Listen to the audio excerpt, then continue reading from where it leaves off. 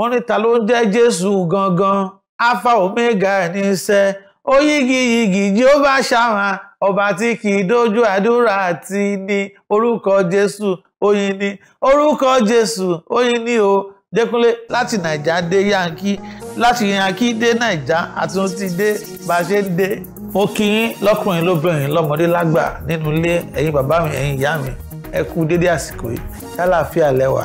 ara ò lébi. Orúkọ tèmi ni Adekunle Oloyede tí gbogbo ayé mọ̀ sí Dekunle Fuji. Ẹ kú ọjọ́ mẹ́ta o tí dáadáa mo bá yín.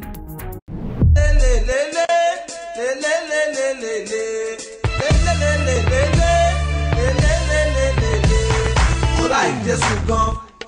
mo gbádùn Jésù gan. Wọ́n ní tẹ́rú bá mọ núrò àmọ́ pẹ́ dá ẹni tí ò bá mọ pẹ́ dá wọ́n ní tó ọmọdé bá dúpẹ́ orí àná á lè gbà mí. Èmi dúpẹ́ lọ́dọ̀ Ọlọ́run ni mo kàn wó lọ títí torí ìgbà mi wà tí bá wo àwọn kankan tí mo ti là kọjá màá ní Ọlọ́run Jésù ìwọ nìkan ló lè ṣe lè ibi tí mo ti ọ̀rọ̀ torí yẹn ti bẹ̀rẹ̀ nìyẹn pé Olúwa ó ṣe mo máa láìkí Jésù gan. Ẹ̀yin náà rí kí ọkọ yín máa wò yín lójoojúmọ́ pé ìyàwó mi mo dẹ̀ nífẹ̀ẹ́ gan ẹni bó ṣe máa ẹni bínú yín ṣe máa dùn ìyẹn ló fà á tèmi ṣe sọ fún Jésù pé mo máa láìkí bàbá yìí gan mo máa láìkí gan tí ò wo bí mo ṣe ń hùwà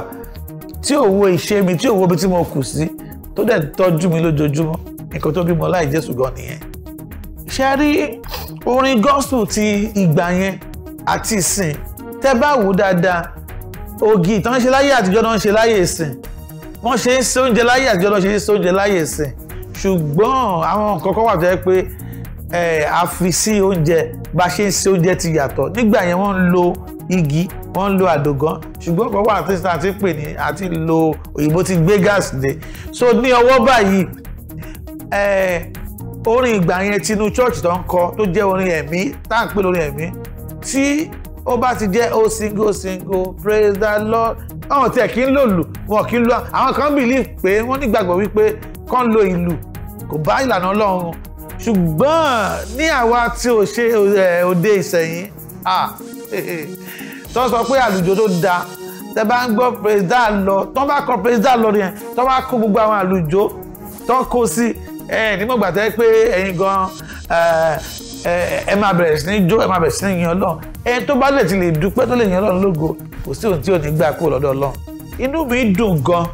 nítorí tó bá sọ pé iṣẹ́ orin kì í ṣe nǹkan tí mo fojú sí kì í ṣe nǹkan tí mo fọkàn sí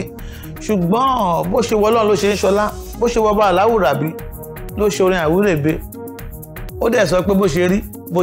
bó ṣe máa jẹ́ òun ló sọ bẹ́ẹ̀ Ọlọ́run lè sọ pé ibi tó náà wà nìyẹn adẹ̀ ń gbà adẹ̀ ń tọ́ ìtókù Ọlọ́run bá a ṣáàmì sí.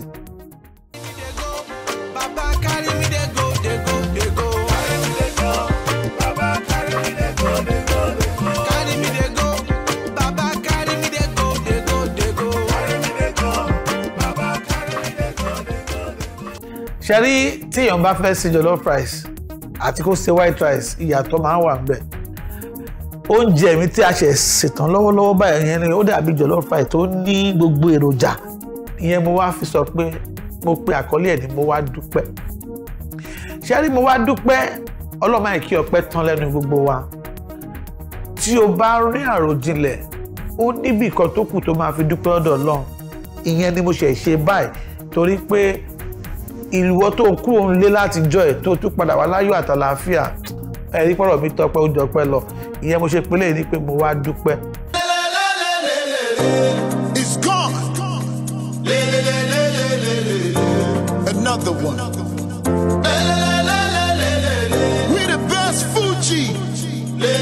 DK Fuji. Kobeezy. Let's go. Tí mi ò bá ṣe iṣẹ́ orin eré orí ìtàgé ló tún kù tí màá máa ṣe mo láìkí iṣẹ́ eré orí ìtàgé nǹkan tí mo lọ kọ́ tí mo kẹ́kọ̀ọ́ kọ́ ni ṣùgbọ́n eré orí ìtàgé àti orin kíkọ wọ́n wọnú ara wọn ṣé rí orin jẹ́ nǹkan tí wọ́n ń pè ní òyìnbó máa ń pè ní universal language kò sí ẹni tí ó bá gbọ́ music tí ò ní mira bóyá wọ́n gbọ́ nǹkan tẹ́ ẹ̀ ń sọ àbí wọ́n gbọ́ bí orin ṣe rí nìyẹn àwọn ibi tí mo ti ṣeré nílùú òyìnbó even nígbà tí mo lọ sí ìlú aláwọ̀ Faransé àwọn elédè Faransé tó yẹ pé èmi gan ò gbọ́ nǹkan tó ń sọ ṣùgbọ́n nígbà tí a bẹ̀rẹ̀ sí ní kọrin orin ẹ̀mí dẹ̀ ni bó ṣe máa ń ṣe tẹ́ bá kọ́ nínú ẹ̀mí bó ṣe yẹ kẹ́ ẹ kọ́ ẹ̀mí tó ń rìn bí báyìí ẹ̀mí Ọlọ́run tó wà bí báyìí náà ló wà ní gbogbo ọbẹ̀ yẹn ọ̀run á sọ̀kalẹ̀ ẹ̀ẹ́dẹ̀kẹ́ tó mọ tó ṣẹlẹ̀ everybody àti èmi dẹ̀ máa ń ṣe kinní kan tó máa ń pè ní pé kí n fa àwọn èèyàn dání tí òyìnbó ń pè ní carry along tí n bá dúró ń gbà mí mo lè kọ́ wọn ní chorus orin tí mò ń kọ pé ayíjọ́ kan mò ń kọrin ní French mo wá sọ ó ti ṣe fún mi ó ti ṣe fún mi mo wá lọ bí wọn pé kí ni ilé ìmí ní èdè Faransé wọn wá kọ́ mi nígbà tí mo sọ pé ilẹ̀ fẹ́ mọ́ wa ilẹ̀ inú wọn dùn wọn gbé c'est bon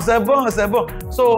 béèyàn ṣe ń kọ́ bó ṣe ń ṣe sí náà ni wàá tún máa kọ́ èdè àti àṣà bí tó bá bá rẹ̀. Il est fait moi means he has done for me. I might not get the pronunciation right, but I mean, mo lè má get ti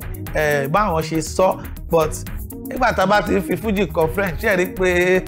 kí èèyàn fẹ́ fi French kọ orin Indian song àbí kí èèyàn fẹ́ kọ gospel ní kí nǹkan sọ pé mo fẹ́ kọ gospel ní Indian song so báwo ṣe bẹ̀rẹ̀ pé màá kọ́ bẹ̀rẹ̀ pé Jésù jáàní máa Jésù so ibi tá a bá bára wa Ọlọ́run ló máa yọ wá ń bẹ̀ so jẹ́ kí èmi ṣe rí orin ẹ má jẹ́ ká sọ pé orin Fuji torí nǹkan tí mò ń ṣe yẹ Fuji wà nú ẹ̀ ṣùgbọ́n ṣe rí orin ní àpapọ̀ ti di nǹkan tí wọ́n ń pè ní international ẹ má ibi tí ọwọ́ nǹkan tọ́wọ́ mi ò tó máa fi gọ̀gọ̀ fà á ó máa ń lẹ́yìn o ó máa ń léwu olórin kan bàbá wa kan sọ ó ní ìyá àti bàbá ti bí mi dá èmi gangan mo tún ra bí lórúkọ wọn ṣe dá sí i tán bá bí ẹ ń léèrè tún ra ẹ bí wọn náà bí ẹ nílé alámọ̀ náà tún ra ẹ bí kò sí nǹkan tọ́lọ́run ò lè ṣe tí ó bá pẹ́ bóyá borí bá pẹ́ ńlẹ̀ á dire ẹ má jà kánjú ẹ má jà sáré jọ lọ́n lọ eré tí ẹsẹ̀ wa ò lè sá ẹ má jà sá tó bá yá ọba ètò ó ní bó ṣe tó kàn ẹ̀ ó máa kàn yín náà bàbá wa kan sọ ọjọ́ kìíní àná wọ́n ní àwọn ló kàn ṣé kò wá kàn wọ́n báyìí ó máa kẹ̀yìn náà ẹ ní sùúrù. iléeṣẹ́ Orisun TV Orisun yìí ò ní gbẹ o bẹ́ẹ̀ ṣe ń dára tẹ́ wá fẹ́ sọ ayé dára àgbà yìí dá mo dúpẹ́ o Ọlọ́run á máa fún yín dá o gbogbo ẹ̀yin tó ń gbọ́ wa nílé lóko lọ́nà odò ọ̀nà òní dímọ̀ yín tẹ́ ṣe náwó sí ọwọ́ yín á máa tó ẹ̀ ní nàgà kọ́wọ́ yín tó tó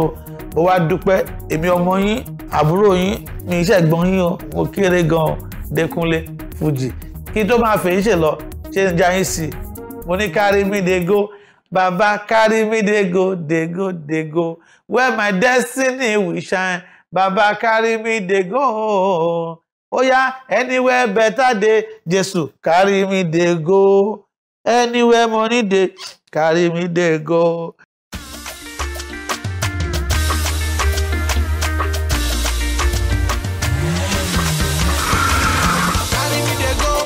Baba carry me dey go.